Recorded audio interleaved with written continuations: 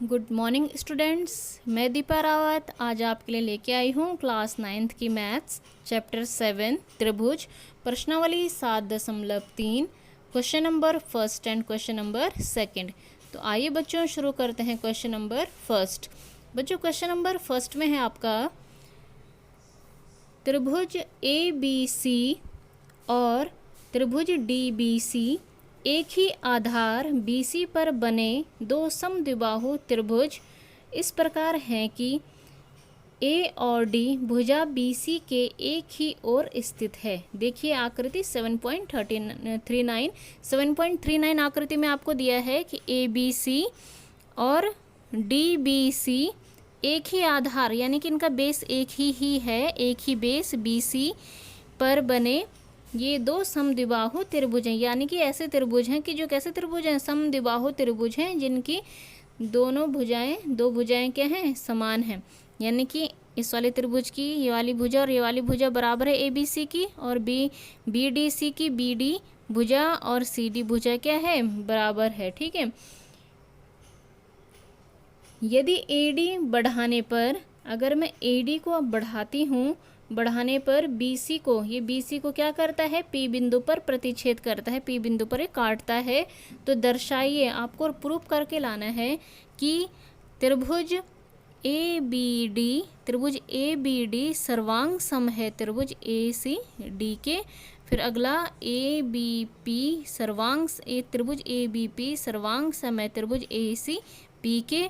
फिर तीसरा पार्ट है इसमें कि AP कोण जो है, AP जो है, ये वाली AP जो लाइन है वो कोण A को और कोण A को और कोण D को समद्विभाजित करता है। अगला फिर AP रेखाखंड है BC का लंब समद्विभाजक है, यानी कि 90 डिग्री परपेंडिकुलर बाइसेक्टर है, लंब 90 डिग्री पे काटता है और बराबर हिस्सों में इसको काटता है। तो आपको ये प्रूव करके इसमें 4 चीज़ें इस क्वेश्चन में दी हैं। तो आइए शुरू करते हैं इनको एक एक करके हल करना। देखिए बच्चों, इसमें प्रमाण जब हम करेंगे तो सबसे पहले तो मैंने आपको बता दिया था कि हमें वो सारी चीज़ें लिख देनी होती हैं जो हमें ज्ञात होती हैं और जो हमें निकालनी होती हैं। तो पहले मैंने सारी चीज़ें ये लिख ली, हमें ये क्या क्या ज्ञात है और क्या क्या हमें सिद्ध करना है। तो ज्ञात हमें क्या करना है वो सारी चीज़ें लिख दी हैं कि क्या जो हमें ज्ञात है कि ABC और DBC दो समद्विबाहु त्रिभुज हैं जिनका उभयनिष्ठ आधार BC है, जबकि शीर्ष A तथा D आधार के एक ही ओर स्थित है। AD को बढ़ाने पर ABC को P बिंदु पर प्रतिच्छेद करता है। और जो चीज़ें हमें सिद्ध करनी, हमें क्वेश्चन से हमने ये सारी चीज़ें वो लिख ली हैं। ठीक है। अब हमें इनको प्रमाण करना है, प्रूव करना है।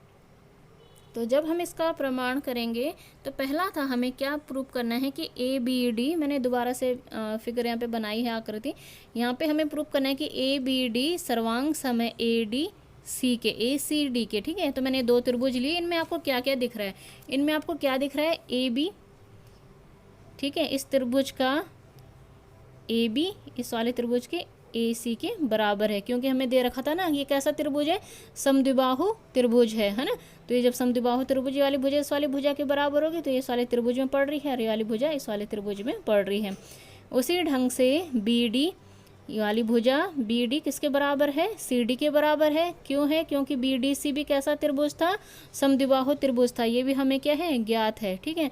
और अगली है कि AD देख रहे हैं आप, इसमें भी पड़ रही है, AD इस वाले त्रिभुज में पड़ रही है और AD इस वाले त्रिभुज में भी पड़ रही है। यानी कि AD कैसी भुजा आ गई आपकी, उभयनिष्ठ भुजा ये आ गई आपके। ठीक है। जब ये उभयनिष्ठ भुजा आ गई तो अब हम लिख सकते हैं कि ABD सर्वांग सम, त्रिभुज ABD सर्वांग सम है त्रिभुज ACD के। ठीक है। अब इसके बाद एक सर्वांग सम कौन से नियम से आई हुई है, ये भी भुजा है SSS, यानी कि भुजा SSS नियम से ये क्या आ गया है, सर्वांग सम आ गया है इसके। ठीक है। क्योंकि हमने आगे पढ़ी थी ना सर्वांग सम त्रिभुजों की सर्वांग समता की कसौटियाँ, तो उसमें ये नियम भी था एक SSS वाला नियम, तो उससे ही ये सर्वांग सम प्रूव हो चुका है। ठीक। और अब इसका सेकंड पार्ट है बच्चों, सेकंड पार्ट में आपको बताना है कि त्रिभुज ABP वाला त्रिभुज सर्वांग सम है सी पी वाले त्रिभुज के ये सर्वांग सम है। तो देखो सबसे पहले जब आप लेंगे इसको तो आप यहाँ से भी शुरू कर सकते हैं। मैंने थोड़ा इसको 2 लाइन पहले शुरू किया है, वो मैं आपको बताऊंगी कि क्यों किया है। चलो आप यहीं से समझिए कि हमने क्यों ऐसा, यहाँ से मैं शुरू करती हूँ। अगर ए बी पी और ए सी पी त्रिभुज अगर मैं लेती हूँ, ठीक है, तो इसमें क्या आ रहा है, ए बी पी और ए सी पी में क्या आ रहा है, आप देखिए इसमें ए बी भुजा ए सी भुजा के बराबर आ गई, ए बी भुजा ए सी भुजा के बराबर आ गई, ठीक है। ये हमें ज्ञात है क्योंकि समद्विबाहु त्रिभुज है। उसी ढंग से ए पी भुजा ए पी, इस वाले में भी ए पी पड़ रही है, इस वाले त्रिभुज में भी ए पी पड़ रही है, तो ए पी कैसी भुजा आ गई, उभयनिष्ठ भुजा आ गई। लेकिन अब तो ये 2 ही चीज़ें हो पाई थी हमारे पास भाई। अब हमें ये भी बताना था कि इसमें कौन सी तीसरी चीज़ को लेंगे कि ये क्या आ जाएगा ताकि सर्वांग सम प्रूव हो जाएगा, है ना। तो इसमें एक कोण छूट रहा है। क्या छूट रहा है इसमें, कोण छूट रहा है। 2 भुजाएं तो आ गई एस एस, और अगली हम भुजा ले नहीं सकते क्योंकि इसमें ऐसी कोई भुजा बच नहीं रही है। तो हम क्या लेंगे, ए लेंगे, ए यानी कि एंगल लेंगे, कोण लेंगे। तो देखो अब हम देखेंगे कि जो बी ए पी कोण होगा ना, बी ए पी ये वाला कोण इस वाले के सी ए पी कोण के बराबर होगा। क्यों होगा, क्योंकि अभी हम इन त्रिभुजों को क्या प्रूव कर चुके हैं, सर्वांग सम प्रूव कर चुके हैं। तो हम ये कह सकते हैं कि ये किससे आ गया, सी पी सी टी से आ गया, सी पी सी टी से। या आगे मैं यहाँ पे लिख सकती हूँ कि B A P equals to C A P किससे आई है, सी पी सी टी से आया। क्यों आया, क्योंकि अभी हमने प्रूव कर रहा था कि त्रिभुज ए बी, हमने क्या प्रूव करा था, क्योंकि अभी त्रिभुज ए बी डी सर्वांग सम था त्रिभुज ए सी डी के। तो उसमें हम कह सकते हैं कि सर्वांग सम त्रिभुजों के संगत कोण भी क्या होते हैं, बराबर होते हैं, ठीक है। तो यहाँ पे ऊपर सिद्ध किया है, इसमें को डायरेक्ट मैंने ये लिख लिया, लेकिन इसके लिए कारण क्या था, ये वाला था। तो अब हम कह सकते हैं कि जो त्रिभुज ए बी पी है वो क्या है, सर्वांग सम है किसके, त्रिभुज ए सी पी के। कौन से नियम से, ये एंगल हो गया, ये साइड हो गई, ये साइड हो गई, एस ए एस नियम से ये सर्वांग सम हो गया। तो वही चीज़ें मैंने यहाँ पे पहले भी लिख दी थी कि हमें पता है कि बी ए डी, अगर मैं यहाँ से शुरू करूँ, अभी तो मैं तुम्हें यहाँ से बताया ना, अगर आपको शुरू यहाँ से करना, आप यहाँ से भी लिख सकते हैं डायरेक्ट, इसमें कोई वो नहीं है। लेकिन आप शुरू में ही अगर इन चीज़ों को मेंशन कर लें तो ठीक रहेगा कि बी, हमें पता है कि आगे हमें इनकी ज़रूरत क्या है, पढ़ने वाली, इसलिए मैं ऐसा कर रहे हैं। तो बी ए डी, क्योंकि बी ए डी ये जो है वो सी ए डी के बराबर है सी पी सी टी से, क्योंकि ये क्या हो चुका है, अभी हमने यहाँ पे इसको सर्वांग सम प्रूव किया। जब बी ए डी है तो बी ए पी भी तो होगा यहाँ तक, तो उसी ढंग से सी ए पी भी होगा, ठीक है। तो इस क्योंकि अभी हमने इन त्रिभुजों को क्या किया था, सर्वांग सम प्रूव किया था। तो ये दोनों त्रिभुज आपके सर्वांग सम प्रूव हो चुके हैं। तीसरा करना है आपको कि कोण ए पी जो है, ए पी जो भुजा है वो कोण ए और कोण डी को क्या करती है, समद्विभाजित करती है। अब हमें बताना है कि भाई जो ये ए पी भुजा है ये कोण ए को और कोण डी को क्या करती है, समद्विभाजित करती है।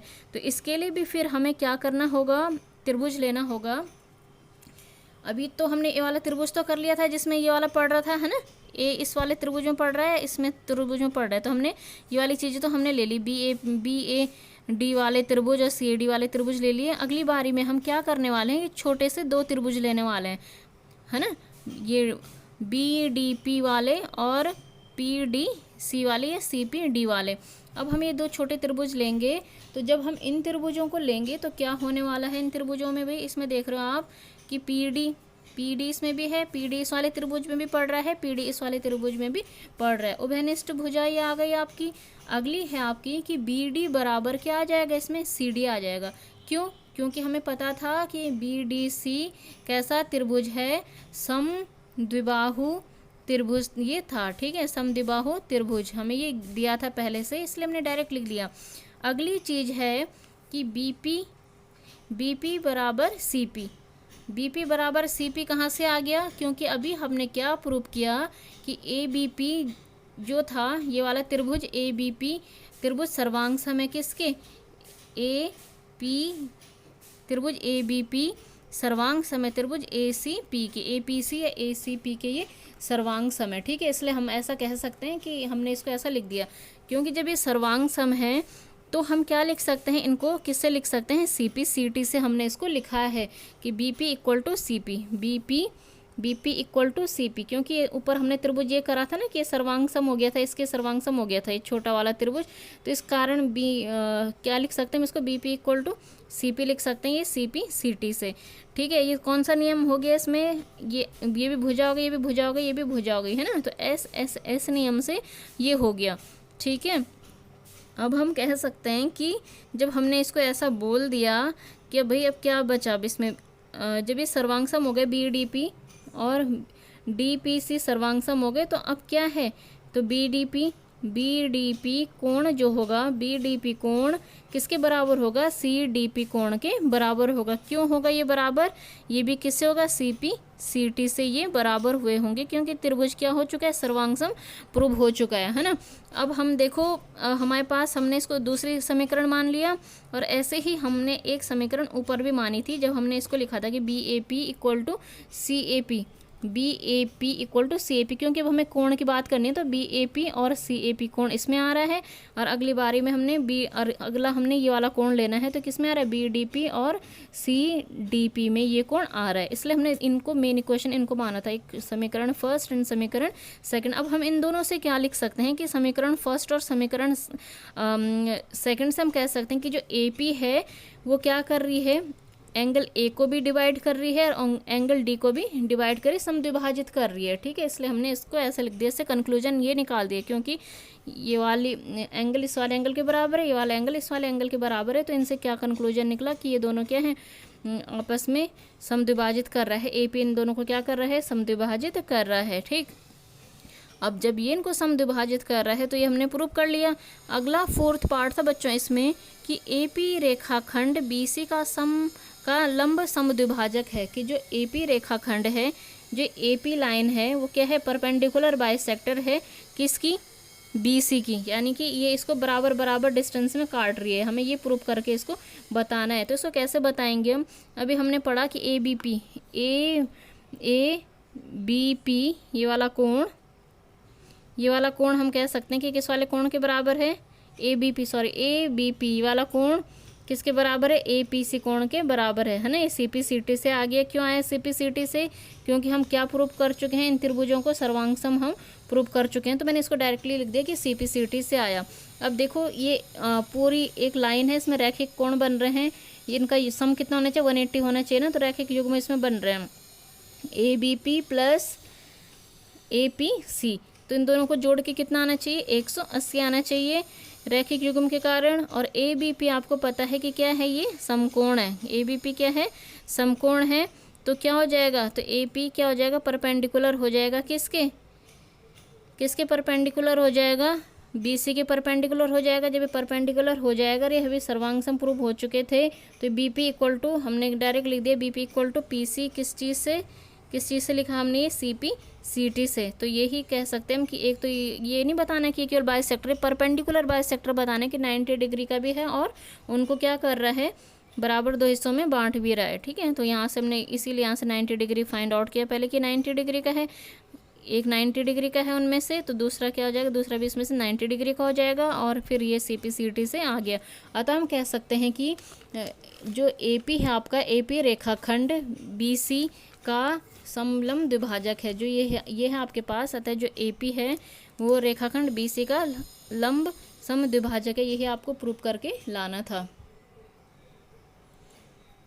अब शुरू करते हैं बच्चों इसका question number second. Question number second में है इसका कि AD एक समद्विबाहु त्रिभुज ABC का शीर्ष लंब है। ABC आपके पास कोई समद्विबाहु त्रिभुज है जिसकी दो भुजाएं क्या हैं, बराबर हैं, और इसमें क्या है, AD जो है इसका शीर्ष लंब है, यानी कि 90 डिग्री का ये इस पर एंगल बना रहा है। ठीक है, जिसमें आपको पता है जब समद्विबाहु है तो AB इक्वल टू AC आपको दिया है। दर्शाइए, पहला दर्शाइए, इसका फर्स्ट पार्ट है, दर्शाइए कि AD रेखाखंड BC को समद्विभाजित करता है। जो AD रेखाखंड और BC को क्या कर रहा है, समद्विभाजित कर रहा है। और दूसरा है कि AD जो है कोण A को समद्विभाजित करता है, ये आपको बताना है। तो जो आपको पहले ज्ञात होता है वो सारी चीज़ें आप लिख लीजिए। ज्ञात क्या क्या है आपको, कि समद्विबाहु त्रिभुज ABC जिसमें AB बराबर AC है और AD परपेंडिकुलर टू BC है। ठीक है, सिद्ध जो चीज़ें करनी हो मैंने क्वेश्चन से लिख ली हैं दोनों पार्ट्स। अब हम आगे बढ़ते हैं इसमें सिद्ध क्या करना है प्रमाण के लिए, कि जो हमें बताना है कि क्या है, एडी रेखाखंड क्या कर रहा है, बीसी को समद्विभाजित कर रहा है। ठीक है, तो इसको देखो कैसे करेंगे हम, एडी रेखाखंड बीसी को समद्विभाजित कर रहा है। तो सबसे पहले आप यहाँ से शुरू कर लीजिए कि अगर मैं त्रिभुज ए बी सी लूँ, अगर मैं त्रिभुज ए बी सी की बात करूँ तो इसमें ए बी बराबर ए सी है। तो ऑब्वियसली जब ये दोनों भुजाएं बराबर हैं तो इनके सम्मुख कोण भी बराबर हो जाएंगे, तो angle B equal to angle C हो जाएगा, क्योंकि त्रिभुज की समान भुजाओं के सम्मुख कोण हो जाएंगे, है ना। अब लूँगी मैं इसमें त्रिभुज ए बी डी और त्रिभुज ए डी सी, ए सी डी या ए बी डी और ए सी डी, ये दो त्रिभुज लूँगी। अब इनको मैं सर्वांगसम प्रूव कराऊंगी। इसमें देखो ए डी इस त्रिभुज में भी आ रहा है और ए डी दोनों त्रिभुजों में कॉमन भुजा है ना, तो वेनिस्ट भुजा आ गई। ये वाली ए बी भुजा बराबर ए सी भुजा, और ये वाला कोण शीर्ष लंब है यानी कि 90 डिग्री आपको दिया है, तो यानी कि ए डी बी इस वाले त्रिभुज का ये वाला angle equals to A D C 90 degree, है ना। ए डी परपेंडिकुलर है बी सी पे। तो अब ये सर्वांगसम हो गया कौन से रूल से, एस एस ए, यानी कि एस ए एस नियम से, हाँ एस एस नहीं कहेंगे हम, सब 90 डिग्री बन रहा है ना, तो आर एच एस वाले रूल से हम इसको बोलने वाले हैं, क्योंकि ये तो राइट एंगल हो गया, है ना। ए बी क्या हो गई इसमें, हाइपोटेन्यूस हो गई, और ये क्या हो गई इसकी भुजा हो गई। तो आर एच एस नियम से तो हम कह सकते हैं कि आर एच एस नियम से ए डी ये आ गया आपके पास, त्रिभुज ए डी बी सर्वांगसम है त्रिभुज ए सी डी के आर एच एस नियम से। जब ये सर्वांगसम आ गया तो भाई अब क्या बचा रह गया, अब बचा रह गया आपके पास कि बी डी बराबर सी डी, हम लिख सकते हैं कि ये क्या आ गया आपके पास, सी पी सी टी से ये क्या हो जाएगा, बराबर हो जाएगा, by C P C T से ये क्या हो जाएंगे, बराबर हो जाएंगे। ठीक है, सी पी सी टी जब ये सर्वांगसम हो गए तो इनके संगत त्रिभुजों के संगत भुजाएं भी क्या होती हैं, सर्वांगसम त्रिभुज के संगत भुजाएं भी क्या होती हैं, बराबर होती हैं। ठीक है, तो ये आगे सी पी सी टी से। अब अगला है आपके पास कि आपको बी ए डी, ये तो आगे ये फर्स्ट पार्ट तो आपका प्रूव हो गया है यहाँ पे कि रेखा ए डी रेखाखंड बी सी को समद्विभाजित करता है, पहला पार्ट यहाँ तक आ गया। अब अगला है आपका कि कोण सेकंड में ए डी जो है कोण ए को समद्विभाजित करता है, ए डी जो है कोण ए को समद्विभाजित करता है। जब आपको पता है कि ये समद्विभाजित कर रहा है तो आपको पता है कि जो इसका बी ए डी वाला कोण होगा, बी ए डी ये वाला कोण बी सी ए डी कोण के बराबर आ जाएगा सी पी सी टी से, क्योंकि अभी हम इन दोनों त्रिभुजों को क्योंकि त्रिभुज ए बी डी सर्वांगसम प्रूव हो चुका था त्रिभुज ए सी डी के, है ना, त्रिभुज ए सी डी के सर्वांगसम प्रूव हो चुका था, तो हम इसको भी सी पी सी टी से लिख सकते हैं। जब इसको सी पी सी टी से लिख सकते हैं तो हम कह सकते हैं कि जो ए डी है वो बी सी को क्या कर रहा है, समद्विभाजित कर रहा है, यानी कि जो हमें प्रूव करना था सेकंड पार्ट में कि जो ए डी है वो कोण ए को समद्विभाजित करता है, इसका ये क्या है, समद्विभाजक है। तो ये प्रूव आपके पास हो चुका है। बहुत अच्छा क्वेश्चन, इंपॉर्टेंट क्वेश्चन भी हम इसको कह सकते हैं कि अच्छा क्वेश्चन है ये, आप इसको प्रैक्टिस करिएगा।